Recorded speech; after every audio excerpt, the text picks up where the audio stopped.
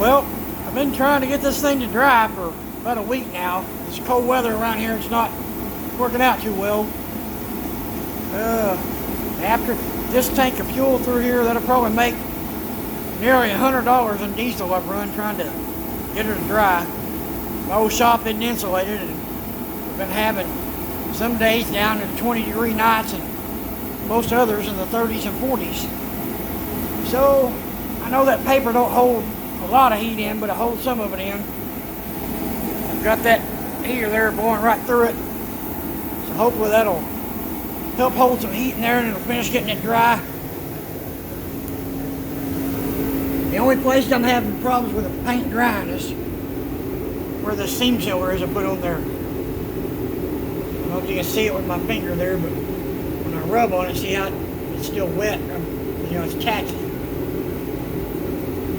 And this out here is all good and dry and hard. But everywhere that seam sealer is wet, and since I've got seam sealer all around the edges of it, I need to tape on that to cover it up with plastic before I start doing body work and primer on the outside, so I don't get dust all over it and overspray on it.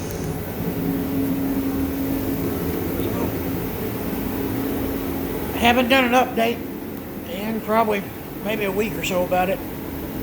I just thought I'd do this to give an update of what's going on. I've got my little hygrometer here. You can see the trend on it. There's a low temperature. Well, I don't know what that's about. It was 80.2 the other day. Now it says 8.8. That's not right. Anyway, I've got the humidity level down to 27%. And when I first started, it was at 85%. Currently, we're at 36% humidity and 73 degrees.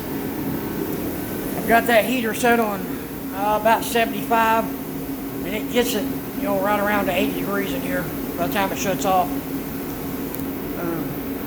Typically, in the big part of the shop with a higher ceiling, it'll run about 8 hours on $15 worth of fuel.